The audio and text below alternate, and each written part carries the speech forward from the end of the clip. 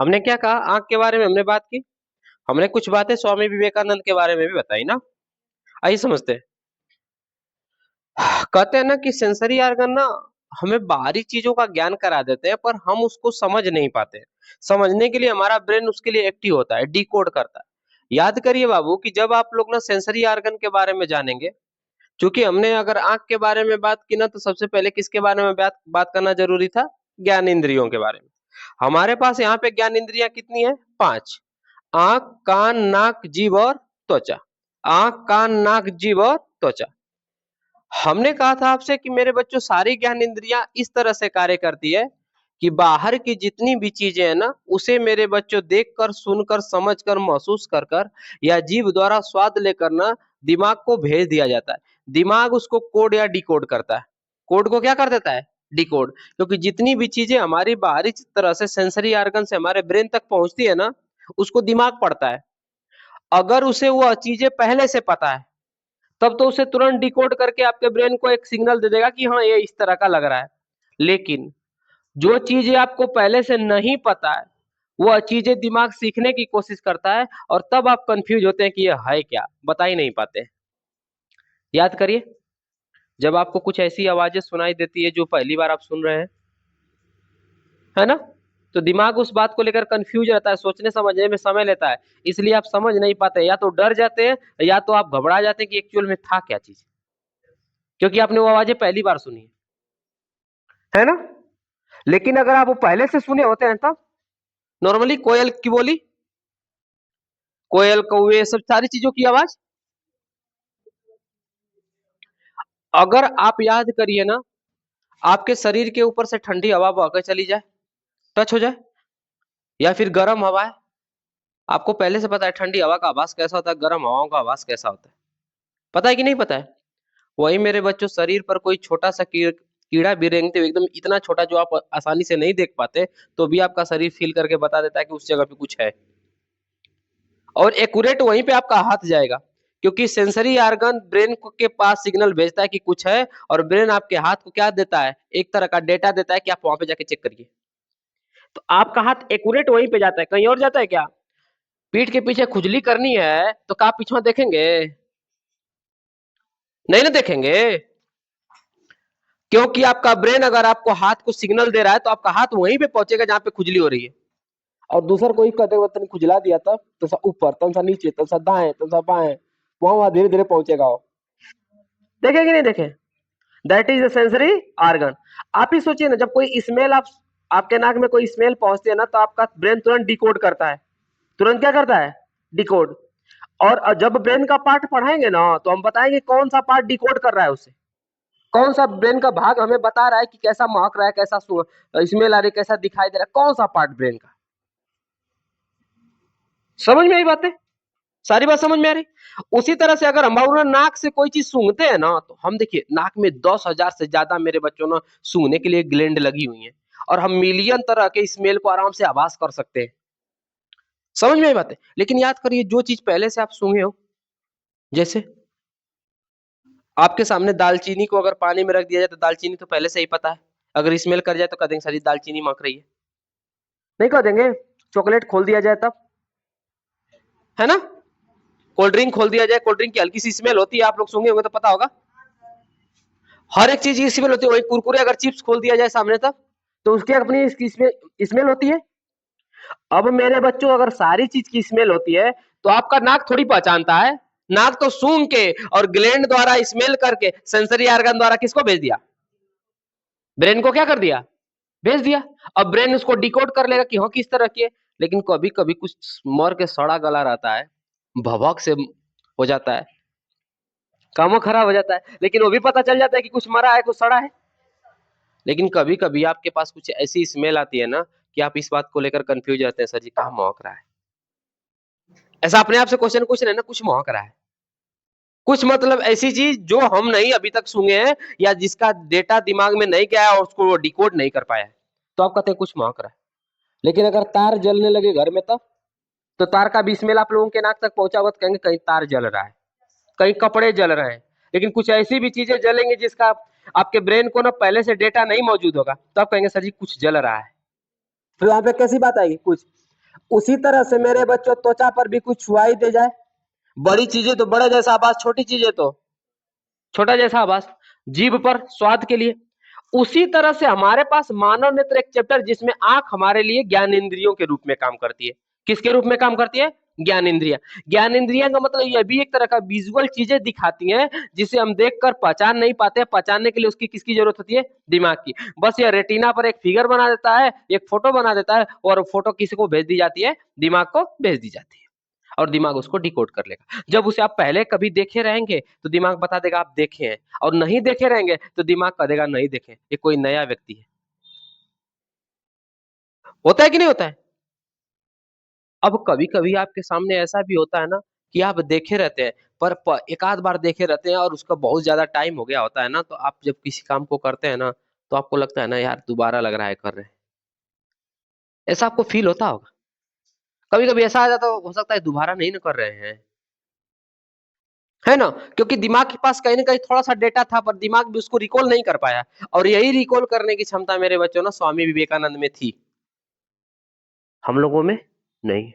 आप लोगों में आएगी, सभी लोगों में आ सकती है। पहले तो आप एक बात रखिए ना कि अपने दिमाग को एकदम कॉन्सेप्चुअल रखिए, मतलब दिमाग अगर जहाँ पे है वहीं पे रखिए। 90% केसेस में इसमें कोई ऐसा बच्चा नहीं कि पढ़ते वक्त सिर्फ पढ़ने पर ध्यान हो। कोई है ऐसा?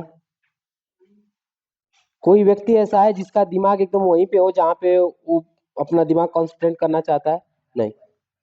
अगर ऐसा होता बाबू ना, तो आपको किसी चीज को पढ़ने के लिए कोई आवश्यकता नहीं होती, ज्यादा देर तक पढ़ने के लिए आवश्यकता नहीं होती। एक बार पढ़ते, एक बार देखते और एक बार समझ जाते। या बहुत सारे ऐसे लोग हैं बाबू जो अभी इस दुनिया में जो एक बार पढ़ते हैं उसको उनको याद रह जाता है। समझ में आई बात है? इसके लिए मेरे बच्चों, जैसे आपको अच्छी बॉडी बनाने के लिए ना आपको एक्सरसाइज जिम करना पड़ता है ना, उसी तरह से अच्छा ब्रेन बनाने के लिए, ब्रेन के लिए भी क्या करना पड़ेगा? जिम और एक्सरसाइज। अब ब्रेन से डंबल तो उठाएंगे नहीं, पर डंबल नहीं उठाएंगे तो ब्रेन से ऐसा काम करेंगे जो ब्रेन जैसा किया जा सकता है। अर्थात क्या कर रहा है? क्रिकेट खेल रहा है? चेस खेल रहा है? नहीं, बातें नहीं कर रहे हैं। बातें कर रहे हैं ना कि सबसे पहले आपको एजुकेशन है, पढ़ाई करने के लिए सबसे पहले आपको सबसे पहला काम है ना, अगर आप पढ़ाई करने जा रहे हैं तो आपको पहले सबसे पहले बैठने की स्थिति पता होनी चाहिए कि हमें पढ़ाई करने के लिए बैठा कैसे जाए, है ना? आपने देखा होगा कि पहले के हमारे धर्म में, या हिंदू धर्म की बात करें, हमारे धर्म में तो बात करना ठीक नहीं है, हिंदू धर्म की अगर बात करें मेरे बच्चों, तो आप लोगों ने आप देखा होगा कि ऋषि मुनि या विवेकानंद या फिर गौतम बुद्ध ना एक बढ़िया से वे में बैठकर पूजा वूजा करते थे, तपस्या वपस्या करते थे। देखे हैं कि नहीं देखे? वो खड़ा खड़ा नहीं तपस्या कर लेते, ज्ञान की प्राप्ति नहीं हो जाती खड़ा खड़ा? अरे यार किसी मुंह की हम बात नहीं कर रहे हैं, पूर्व मुंह के। पूर्व मुंह करने का मतलब सुबह में जो ना मेरे बच्चों सूर्य से निकलने वाली रोशनी होती है ना, वो एक अलग तरह का एनर्जी लेकर आती है। इसलिए लोग ना 90% केस में पूरब मुंह करके पूजा वूजा करते हैं। समझ में आई बात है? बात समझ? आपने पश्चिम मुंह करके पूजा करते हुए देखा है? पश्चिम मुंह करके पूजा करते हुए देखेंगे शाम को, तो सोनो सुबह में आरती होगी तो पूर्व मुंह, और शाम को आरती होगी तो पश्चिम। समझ में आई बात है? एक अलग सी एनर्जी। समझ में आई बात है? तो आपको ना सबसे पहले बैठने की स्थिति पता होनी चाहिए कि हम बैठे कैसे, और बैठने के साथ साथ पढ़े कैसे। खटिया में लेके बैठेंगे चौकी पर, फिर उसके बाद 3 बार तकिया को मोड़ेंगे, ऐसे लगाएंगे अभी मजा नहीं, तलसा और लेटेंगे, फिर मजा, तलसा और लेटेंगे, खत्म। है ना? तन तन लेटते लेटते क्या हो जाएंगे? लौट ही जाएंगे उसी पे। और लौट गए तो अब दोबारा कह दे उठने के लिए कि उठ के पढ़ लीजिए, तो ना, फिर उसका कापी तक बटुरी साइड में, वही बस हो गया शुरू नींद। है ना? और जिन भी बच्चे या बच्चियों के पास फोन है, अगर वो फोन के साथ पढ़ने बैठ रहे हैं तो it is the impossible that the sea is यार ही इज रीडिंग। है ना? इम्पॉसिबल है कि वो पढ़े। मोबाइल लिए हैं तो पढ़े, क्योंकि हर 2 सेकंड बाद एक रील का चैप्टर खुलेगा और आधी घंटा जाएगा। हाँ, इम्पॉसिबल को पॉसिबल कर देने को रील देखना कहते हैं। तो ये सब सारी चीजें की अलग चीज है ना। और सही बता रहे हैं, तो इसमें से मैं कुछ बच्चों को बता दूंगा जो घर पे थोड़ा भी नहीं पढ़ते, 1 मिनट भी नहीं। हमारी पहली बेटी आंशिका 1 मिनट भी नहीं पढ़ती है घर पे। सही बता रहे हैं। दूसरी रागनी 1 मिनट भी बोल दो पढ़ती है तो नहीं पढ़ती। सही बता रहे हैं, रागिनी बेटा झूठ बोल रहे हैं? सही बोल रहे हैं ना? अब आप लोग सोच लीजिए आप लोगों को क्या करना है जिंदगी में। क्योंकि आप लोगों की इज्जत तभी होगी बाबू जब तक नैहर में है ना, मतलब अपने यहाँ पे मम्मी घर है ना। नैहर बोल दिए हैं, अभी तो बच्चे हैं आप लोगों के साथ ऐसा ठीक नहीं है बोलना। फिर भी हम किसी को ऐसा नहीं प्रताड़ित नहीं करने की कोशिश कर रहे हैं, या किसी को दुख नहीं दे रहे हैं, तकलीफ नहीं देने की कोशिश कर रहे हैं। हम बस बता रहे हैं कि जब तक आप यहाँ पे है ना तब तक आप लोगों के लिए छूट है। ठीक है। लेकिन आपको अगर सच में इज्जत कमानी है ना तो आपको अपने आप को बनाए रखना है, और अपने आधार पे बनाए रखना है, किसी और के आधार पे जिंदगी जीने के बारे में नहीं सोचना है। समझ में आई बात है? वरना जिंदगी भर लेके बदली में छूटत ना हो, छूटत ना हो। तनी हाव वाला माजे वाला लेके चलिए या कौन वाला, तरवा वाला। बस। आइए, तो हम क्या पढ़ने वाले हैं, अपने सेंसरी आर्गन में पढ़ने वाले हैं मेरे बच्चों, आंख। हम किसको पढ़ने वाले हैं, ह्यूमन आइज को। देखिए दुनिया में जितने वहां से उठ जाइए बेटा, आप स्टैंड अप, यहाँ पे आइए, आइए यहाँ पे, उठ जाइए, बैठ जाइए। बढ़िया। समझिए ना, हम ना मेरा कह रहे हैं ना कि हम अगर आइज की बात करें, ह्यूमन आइज की नहीं बात करें, दुनिया में अगर आंख की बात करें तो हम सेंसरी आर्गन को हटा देते हैं ना, हम ह्यूमन आइज की बात करें। पर सबसे पहले अगर हम नेत्र की बात करें, आंख की बात करें ना, तो दुनिया में जितनी भी नेत्र मतलब देखने वाले जीव है ना, उनमें सबकी आंखें अलग अलग चीजों को, एक ही चीजों को अलग अलग तरह से देखती हैं। एक ही चीजों को कैसे देखती हैं, अलग अलग तरह से। दुनिया में जितनी भी चीजें, हम फूल को एक सुगंधित और एक खूबसूरत चीज के रूप में देखते हैं, फ्लावर्स को। पर वहीं अगर मधुमक्खियों की बात करें ना, तो फूल को खूबसूरत और सुगंधित चीज के लिए नहीं देखती है। फूल को मेरे बच्चों एक सुंदर पैटर्न की तरह देखती है कि वो फूल कैसा है, कैसी बनावट है, हमें किस तरह जाके अंदर के रस चूसने, है ना। हर एक चीज देखने की चीजें और देखने के तरीके हर एक चीज के अलग अलग होते हैं, हर एक जीव के अलग अलग। उसी तरह से अगर सांप की बात करें ना, तो सांप किसी को विजुअल देखता ही नहीं, विजुअल किसी चीज को नहीं देखता है, बस उसकी हीट को देखता है। मच्छर किसी चीज को विजुअल देखता ही नहीं है, उसके हीट को देखता है। जब कोई चीज गर्म होगी, जैसे जिसमें जिसका टेम्परेचर 38 डिग्री, 39 डिग्री, 40 डिग्री होगा ना, उसको आराम से रात को भी देख लेगा अंधेरे में। क्योंकि एक्चुअल में शरीर गर्म ना हम लोगों को नहीं दिखाई देती है, पर अन्य जीवों को, जैसे सांप हो गया, मच्छर हो गया, इन सारी जीवों को मेरे बच्चों ना शरीर गर्म नहीं बल्कि कैसी दिखाई देती है, एक जलती हुई लावा की तरह, रेड कलर की, ऑरेंज कलर की। रेड नहीं, ऑरेंज कलर की। हमारी शरीर उनको कैसे दिखाई देगी, हल्का ऑरेंज कलर की। समझ में ये बात है, जिसे थर्मल इमेज कहते हैं। क्या कहते हैं, थर्मल इमेज। थर्मल इमेज ऐसा है बाबू ना कि अभी थर्मल इमेज के लिए कैमरा भी आ गया है। आप घर के अंदर है ना, छत के ऊपर से थर्मल इमेज के लिए कैमरा छोड़ दिया जाएगा ना, घर के अंदर बता देगा कि कौन लोग बैठे हैं कहाँ कहाँ। क्योंकि एक्चुअल में ना, एक फिल्म में देखे होंगे, रियल लाइफ के हो, रियल लाइफ में भी ऐसा होता है। एक्चुअल में ना घर के अंदर ना वो ऐसे नहीं पहचान पाएंगे स्कैन करके, क्योंकि ऊपर से एक्सरे तो थोड़ी लेकर जा रहे हैं। थर्मल इमेज के लिए घर में कितने लोग कहाँ कहाँ बैठे हैं, जब उनको थर्मल इमेज से स्कैन किया जाएगा ना, तो सबकी बॉडी कैसी दिखाई देगी, ऑरेंज कलर की। जो जितना गर्म होगा, जो जितना हीट होगा, उतना ही ऑरेंज दिखाई देगा। यही थर्मल इमेज का कमाल है। तो हम लोग कैसे देखते हैं, विजुअल देखते हैं। पर मेरे बच्चों वही सांप और मच्छर कैसे देखते हैं, थर्मल इमेज के द्वारा। मतलब दो तरह के जीव, एक दिनचर और एक रात्रिचर। दिनचर और रात्रिचर दो तरह के जीव होते हैं। एक तो दिन में चल लेते हैं, मतलब उजाले में, और एक तो रात्रि में चलते हैं। किसमें चलते हैं, रात्रि में। कहेंगे सर जी उल्लू रात्रिचर है, उल्लू भी थर्मल इमेज देखता है? नहीं, उल्लू को रात को दिखाई देता है। क्यों दिखाई देता है, जब ह्यूमन आइज पढ़ेंगे और रोड नस और कौन नस पढ़ेंगे ना, तो उसमें हम बता देंगे कि उल्लुओं को रात को दिखाई क्यों देता है। वो थर्मल इमेज नहीं देखते हैं, वो देख लेते हैं। समझ में आई बात है।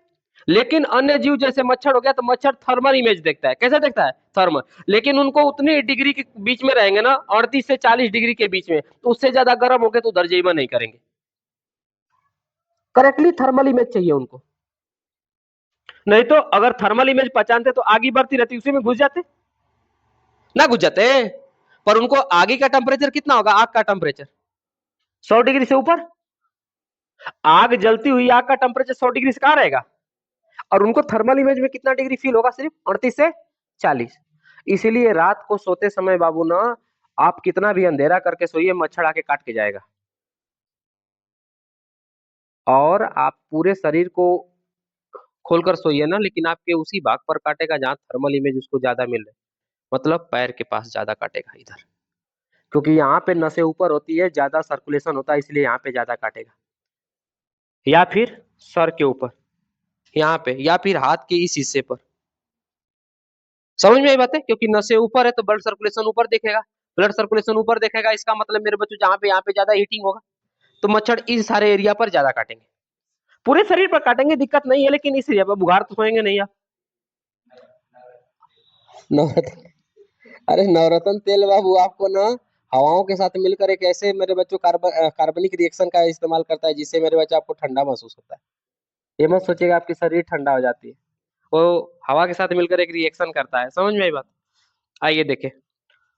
एक्चुअल में हमने बता दिया कि ह्यूमन आइज में सभी जीव एक दूसरे को एक ही तरह से नहीं देखते हैं ना, हम लोग उसको विजुअल देखते हैं, कुछ लोग उसको पैटर्न के अनुसार देखते हैं। समझ में आई बात है? लेकिन अगर मानव नेत्र की बात करें तो मानव नेत्र मेरे बच्चों ना 576 मेगापिक्सल की होती है। कितने मेगापिक्सल? अभी तक आप लोगों ने सुना होगा 200 मेगापिक्सल कैमरा, 300 मेगापिक्सल कैमरा। हमारे यहाँ कितने मेगापिक्सल की है? 576 है, भी है कि नहीं है? हमारा नेत्र या किसी जीव का नेत्र एक उत्तल लेंस की तरह कार्य करता है। किसकी तरह? Convex lens. किसकी तरह कार्य करता है बाबू? उत्तल लेंस की तरह। किसकी तरह? उत्तल लेंस की तरह। बात समझ में आई?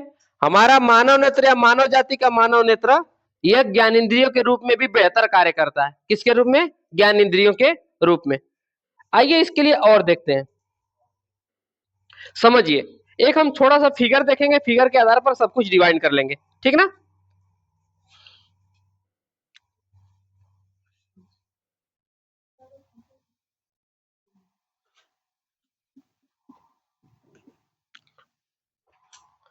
छोटा सा फिगर देखें।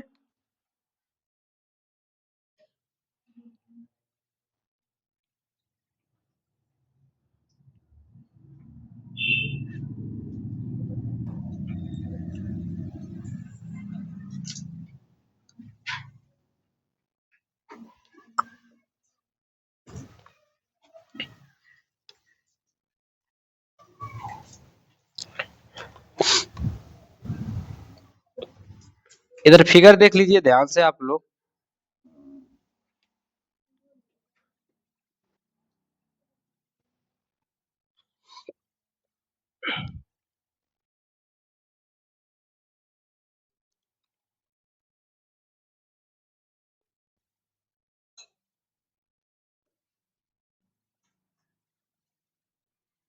क्या हुआ, परेशान हो रहे हो आप लोग?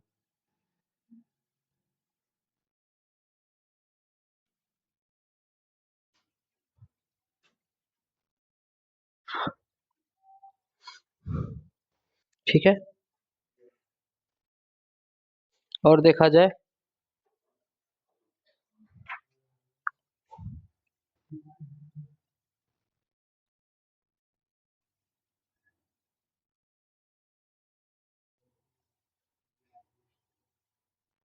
आप लोगों को पता होगा या क्या बना रहे हैं? ये हमारे पास रेटिना है,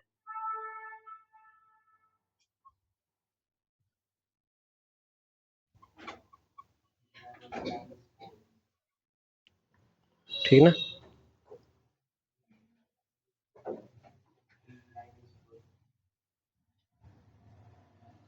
ठीक ना?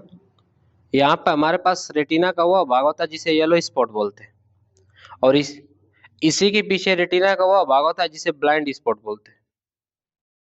ठीक है? येलो स्पॉट और ब्लाइंड स्पॉट में अंतर होता है बेटा लोग, ठीक ना? और यह जो हमने ऐसा ऐसा खींचा है ना, ये हमारे पास रेटिना है। क्या है? रेटिना। अच्छा, आंख को कोई भी इमेज देखने के लिए रेटिना की जरूरत होती है कि मेरे बच्चों किसी और चीज की? आंख में कोई भी इमेज ना, एक्चुअल में ना, ए बेटा सुनिए, आंख में आईज में कोई भी इमेज ना एक ना प्रकाश की तरफ प्रवेश करता है। किसकी तरफ प्रवेश करता है? प्रकाश। अब एक बात तो याद रखिए, अगर प्रकाश की तरफ प्रवेश करता है ना, किसकी तरह? प्रकाश की तरह। तो यहाँ से सिर्फ हमारी आंखों में प्रकाश प्रवेश करता है, न कि इमेज। पर वही प्रकाश एक सिंबल बन के ना इसी भाग पर जो हमने ये खींचा है ना, इसी भाग पर एक इमेज छोड़ जाता है ना। और उस इमेज को इस नसों द्वारा कहाँ भेज दिया जाता है, ब्रेन को। और ब्रेन उसको डिकोड कर लेता है, देख लेता है कि किस तरह का इमेज छपा है, किस तरह का प्रकाश का प्रतिबिंब बना है उस पर। किस पर? इस वाले भाग पर। इसका नाम आप लोगों को अभी बताया जाएगा।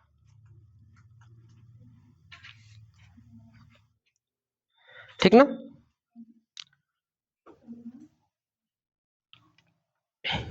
आइए आगे चले ना। और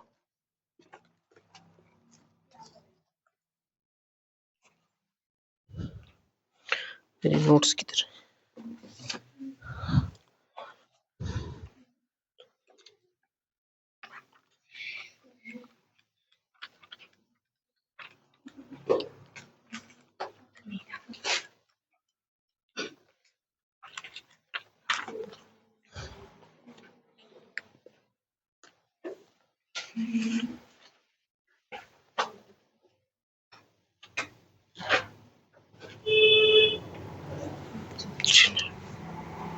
आइए देखते हैं ध्यान से ना। एक और इसमें आगे का भाग बना देते हैं, थोड़ा सा जगह कम पड़ जाएगी तो।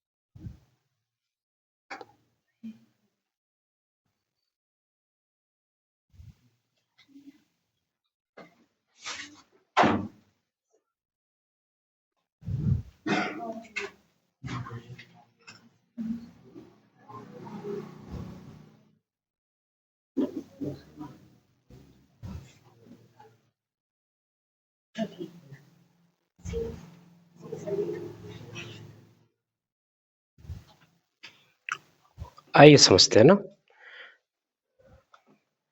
Are you sleep? Are you sleeping? सो रहे हैं? नींद आ रही है? बोलो। लाइए, क्वेश्चन है, पहले पढ़ा लीजिए फिर बात पूछेंगे। भूख लगी है, मर जाते हैं फिर खाएंगे, है ना?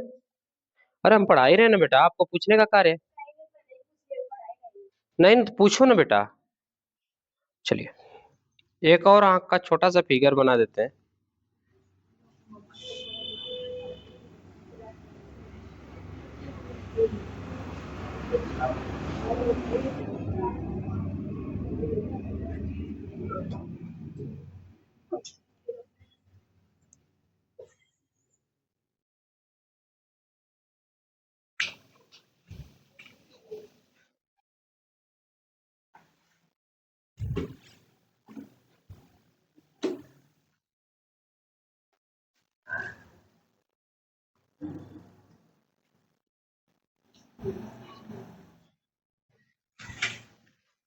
आईब्रो भी सेट कर दिया जाए इसी लगले।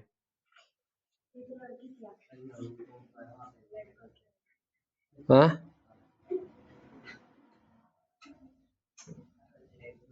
इसमें तो सिस्टम चेंज हो गया। अखिया पे बाबू ने एगो अलग से चपका रही है सब। है भाई भावे पे। नहीं वो ना हो। है हेप्पा हेप्पा पलकिया पे जो नहीं बरवा है, अलग से बाल चपका रहे हैं।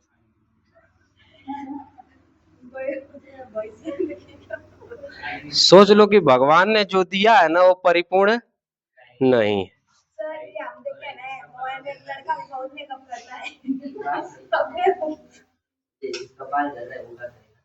तराया यूज कर। देखिए बाबू, हम तराया बोल दिए हैं, लेकिन ना ये हमारी कोई भी क्या कहीं से रिकमेंडेड वीडियो नहीं है, बात समझिएगा। हम पहले ही बोल दिए हैं कि रिकमेंडेड किसी से वीडियो नहीं है, ना कोई प्रचार करने के लिए का है, बस जैसे रोज रोज देखते देखते एक बात है, तराया यूज करें।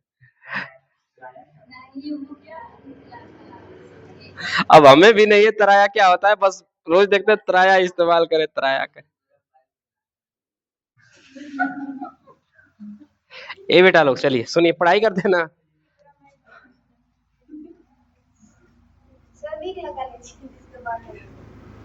कुछ नहीं, एक बार तेल गरम करे दूसरे दिन लगाए।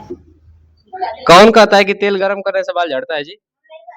कभी नहीं हो सकता। जितने भी आपको ऑयल मिलेंगे मार्केट से आए हुए बाल में लगाने के लिए, चाहे बजाज आलमंड ड्राइव चाहे कुछ भी, वो फिल्टर करके गर्म करके ही आते हैं। शांत रहिए, इधर देखिए। हम यू ह्यूमन आइज को दो तरह से पढ़ेंगे ना। कितने तरह से बाबू? दो। एक तो वह ह्यूमन आइज जो इस तरह के अंदर के पार्ट दिखाई देते हैं गोल आकार के, और एक तो वह ह्यूमन आइज जो बाहर से कुछ इस तरह से दिखाई देते हैं ना। कोई दिक्कत है क्या? नहीं।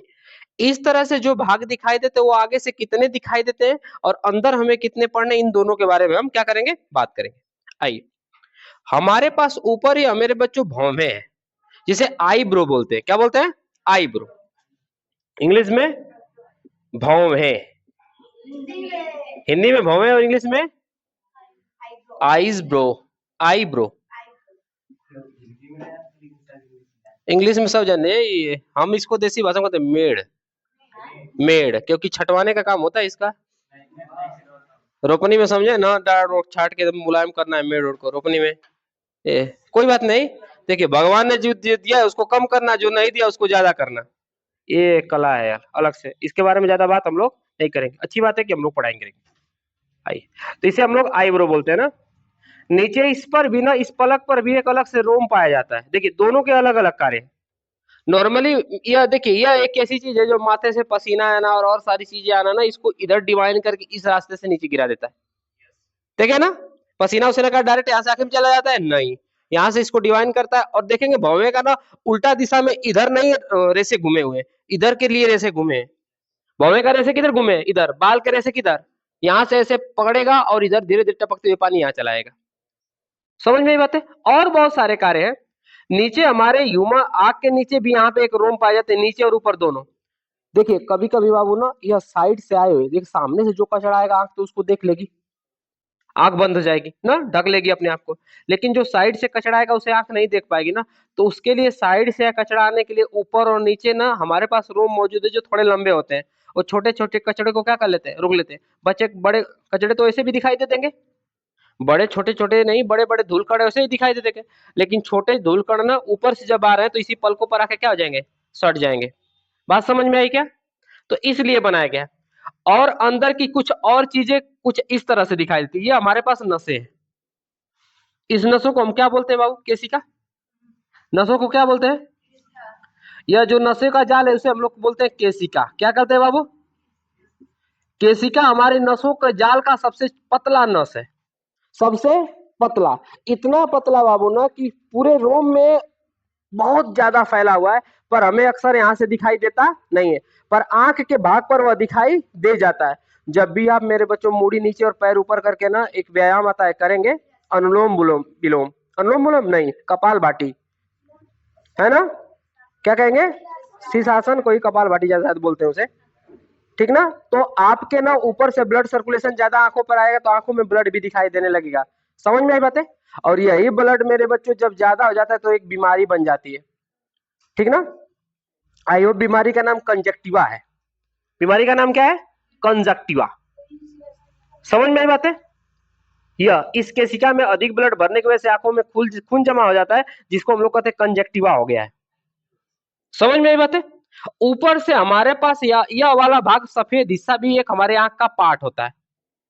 सफेद वाला हिस्सा भी आंख का क्या होता है? पार्ट। समझ में आई बातें? बात समझिए। इसे क्या कहते हैं बाबू, इस सफेद वाले पार्ट को? स्क्लेरा। स्क्लेरा। क्या कहते हैं बाबू? स्क्लेरा। क्या कहते हैं? स्क्लेरा। सफेद वाले भाग को, आंख के सफेद वाले भाग को क्या कहते हैं? स्क्लेरा। और यही अगर रेड हो जाए, क्या हो जाए? रेड। किसकी वजह से? केशिका नसों की वजह से। तो बीमारी का नाम क्या हो जाएगा बाबू? कंजक्टिवा। क्या हो जाता है? डिजीज कौन सी होती है, रोग कौन सा हो जाता है? एक रोग हो जाता है जिसका नाम है बाबू कंजक्टिवा। बात समझ में आई क्या यहां तक? बात समझ में आई क्या यहाँ तक? अभी हम आंखों को इस आधार पे देख रहे हैं, इस आधार पे नहीं। दूसरी चीजें, इस आंखों के ऊपर ना एक सफेद सी पतली सी झिल्ली लगी होती है, सफेद से पतली सी झिल्ली। आप लोग देखे होंगे ना कि आंखों का ऑपरेशन कराते समय ना, देखे तो नहीं होंगे, आंखों का ऑपरेशन कराते समय किसी भाग को नहीं छेड़ा जाता है, बस उसी पतली सी भाग को क्या कर दिया जाता है, छेड़ा जाता है। जब आदमी बूढ़ा हो जाता है ना, वृद्ध हो जाता है ना, तो अब पतली सी जो आंखें के ऊपर पारदर्शी झिल्ली लगी हुई है बाबू ना, वह फूल के मोटी हो जाती है। फूल के मोटी हो जाते, डॉक्टर कहता है ना कि क्या हो गया है आपके पास, मोतियाबिंद। क्या हो गया है, मोतिया मोतियाबिंद और कुछ नहीं होता है, उसी पतली झिल्ली का, पतली झिल्ली का फूल के मेरे बच्चों ना उसका कलर चेंज हो जाना। क्योंकि उसी पतली झिल्ली से ना आंखों द्वारा मेरे बच्चों ना प्रकाश छन के उसमें जाता है, जिसे कार्निया बोलते हैं। क्या कहते हैं बाबू? इस ऊपर स्थित पतली सी झिल्ली को, आंख के ऊपर स्थित पतली सी झिल्ली, पतली पारदर्शी झिल्ली, पारदर्शी झिल्ली, पारदर्शी झिल्ली, इसको क्या बोलते हैं बाबू? कार्निया। क्या बोलते हैं मेरे बच्चों? फिर से बोलिए ना, क्या बोलते हैं बच्चों? पूरी डिटेल मिल जाएगी आंख के बारे में। देखिए, यही कार्निया है बाबू। जब किसी व्यक्ति को मोतियाबिंद होता है ना, तो यह कार्नियम या पतली झिल्ली फूल के मोटी हो जाती है, जो प्रकाश को आने और जाने नहीं देती है, आने और जाने नहीं देती है। इसका मतलब अगर प्रकाश आएगा और जाएगा नहीं, तो क्या हम कोई चीज देख पाएंगे? नहीं। तो जब डॉक्टरवा के पास चेक कराने जाते हैं ना, तो कहता है ई पक गया है। पक गया है मतलब समझिए क्या हो गया है? पक गया है मतलब मेरे बच्चों पूरी तरह से वह फूल गया है, मोटा हो गया है। तब इसी कार्निया को इतना ही भाग काट के निकाल देगा, इतना ही भाग काट के क्या कर देगा, निकाल देगा। उसकी जगह कृत्रिम कार्निया डालेगा। क्या डालेगा? कृत्रिम कार्निया। और आपको वो नहीं समझा सकता बाबू कि कार्निया हम डाल रहे हैं, इसलिए कहेगा लेंस डाल रहे हैं। क्या डाल रहे हैं? क्या कहेगा? लेंस। क्या लेंसवा तो यहाँ है, लेंस कहाँ है?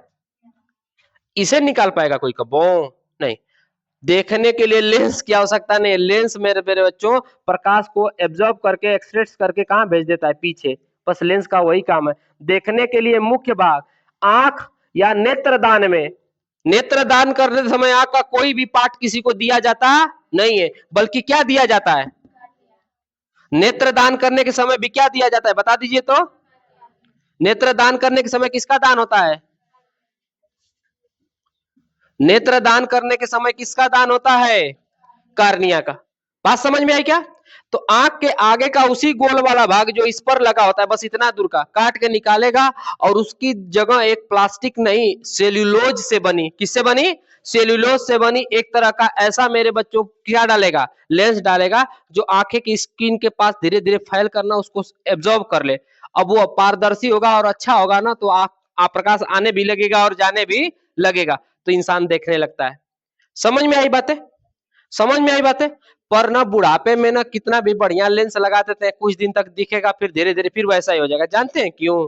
क्योंकि मेरे बच्चों, हमारी जितनी भी शरीर में चीजें बनी है, कोई ना कोई मांसपेशी से बनी है, और मांसपेशी किसी न किसी ऊतक से बना है, और धीरे धीरे बुढ़ापे में ऊतक के अंदर उपस्थित कोशिकाएं धीरे धीरे डैमेज होने लगती है, इसलिए धीरे धीरे करते करते झूल जाती है।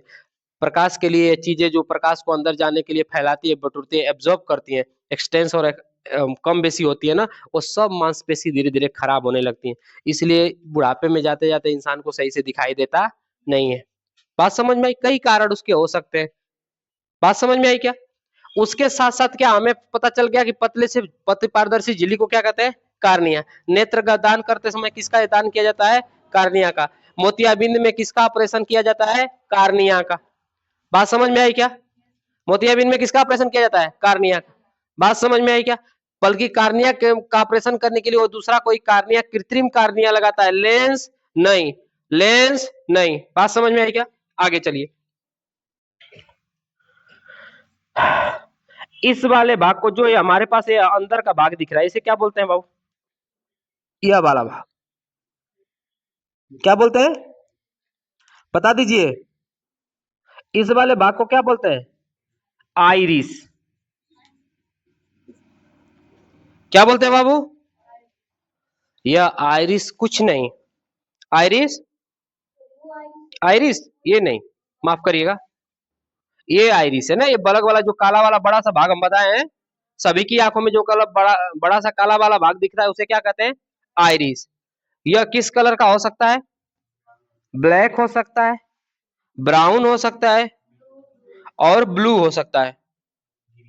ग्रीन नहीं ले, जबरदस्ती लगाएगा रे ग्रीन का? क्लोरोफिल ले रहा है वो। प्रकाश संश्लेषण की प्रक्रिया के द्वारा पत्ते हरे हो जाते हैं, आंख भी हरी होगी। खुद अरे बाबू वो अलग से लेंस लगाया जाता है, अलग से ऊपर। 1% भी नहीं, यही 3 कलर है बस खाली। ग्रीन के लिए कोई कलर नहीं है। हम का मूर्ख है, साइंस का मूर्ख है। तुम लोग बताओ कि अलग से ग्रीन ला दोगे? तिरंगा क्या में लगा के चल रहा है, तुमका तिरंगा कलर क्या बना दोगे?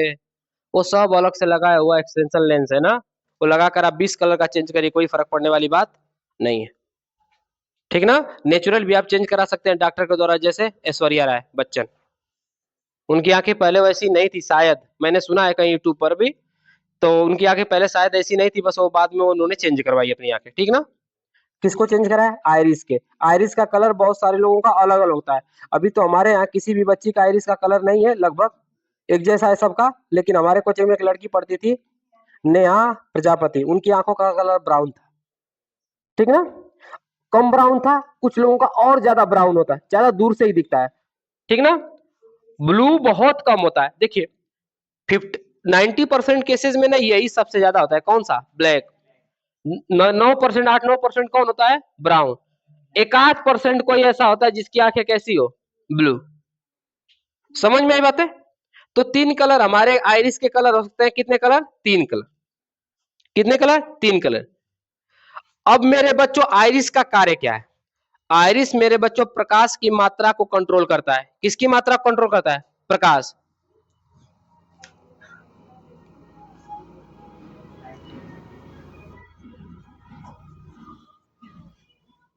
सर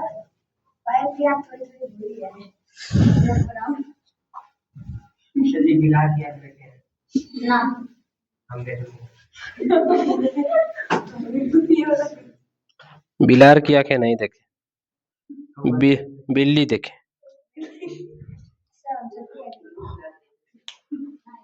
चलिए आइए समझते हैं ना बाबू। ए बेटा लो, प्रकाश की मात्रा को क्या करता है? अब याद रखिए। ए मूर्खदास, कब चढ़ जाते यहाँ पे ऊपर?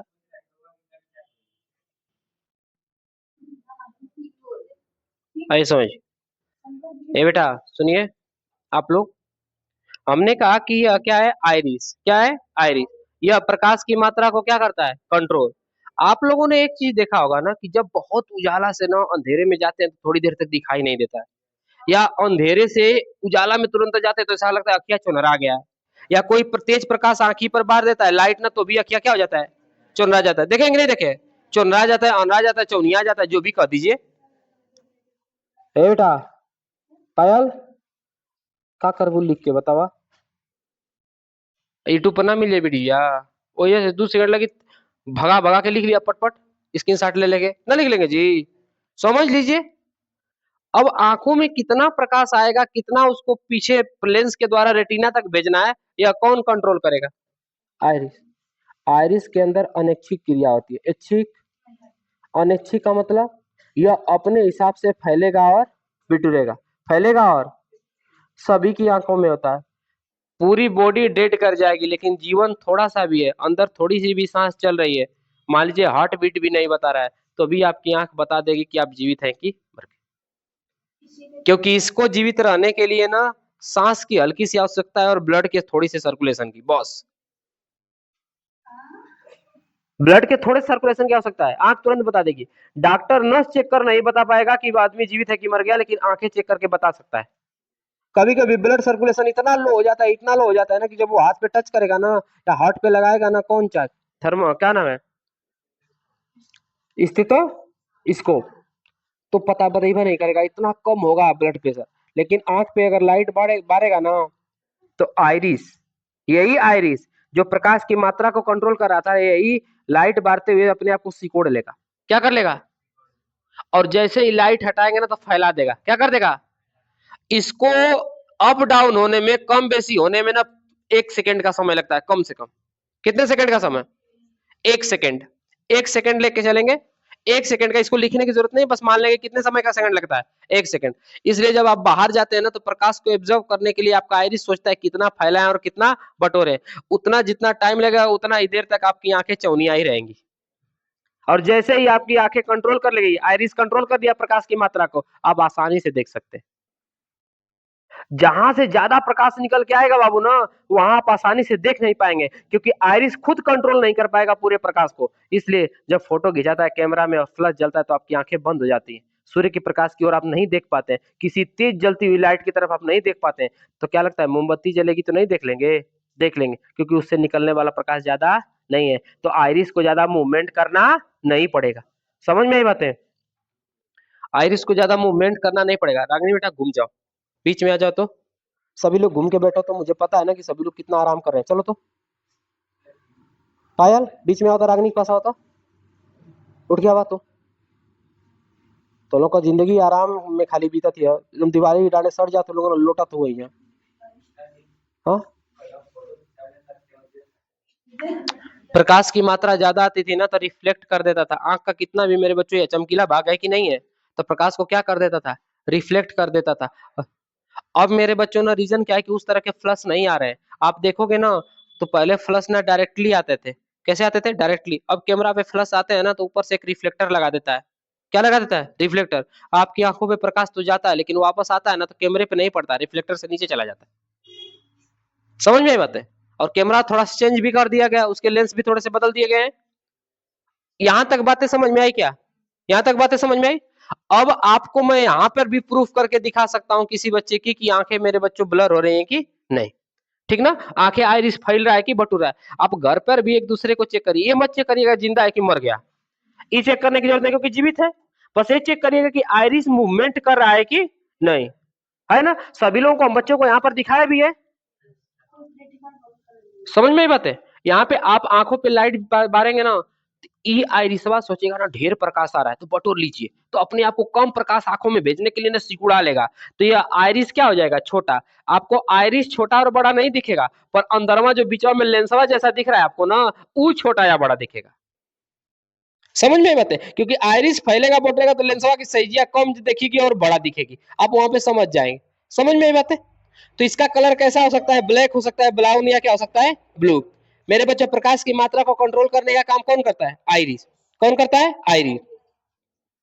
ठीक ना?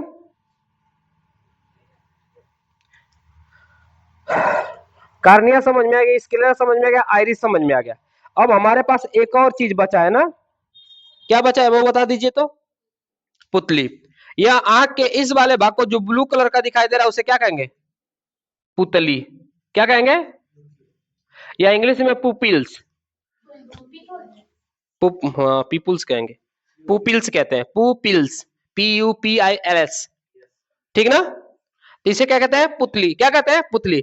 यह मेरे बच्चों एक रास्ता है, सिर्फ और सिर्फ क्या है? एक रास्ता, जो प्रकाश को आंखों में प्रवेश करने के लिए दिखाया जाता है, जो हमें यहाँ पे दिख रहा है। देख रहे हैं ना? ठीक है? जो यहाँ पे दिख रहा है मात्र यह एक रास्ता है जो प्रकाश को कहां प्रवेश कराएगा? लेंस के द्वारा कार्निया तक लेकर जाने में क्या करेगा? बता। बात समझ में आई क्या? यह मात्र और एक रास्ता है, बस। यह पुतली होगी। और कुछ चीजें छूट गया इसमें, बस लिखेंगे इसी के रास्ते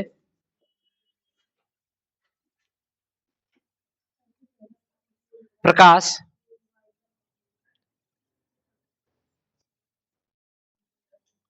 आंखों में प्रवेश करता है।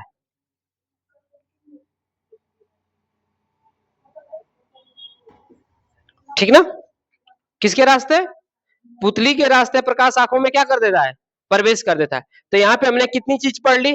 हमने केशिका पढ़ ली है, एक नसें होती हैं जो स्क्लेरा के ऊपर मौजूद होती हैं। अगर नसें रेड हो गई तो मेरे बच्चों स्क्लेरा के ऊपर उपस्थित जो नसें हैं केशिका, वो अगर रेड हो गई तो कौन सा रोग हो जाएगा? कंजक्टिवा। कौन सा रोग हो जाएगा? ऊपर मेरे बच्चों जो पारदर्शी झिल्ली लगी होती है उसे कहते हैं कार्निया। क्या कहते हैं? नेत्र दान करने समय किसका इस्तेमाल किया जाता है? इसके साथ साथ मेरे बच्चों किसी व्यक्ति को क्या हो जाए, मोतियाबिंद, तो किसका ऑपरेशन किया जाएगा?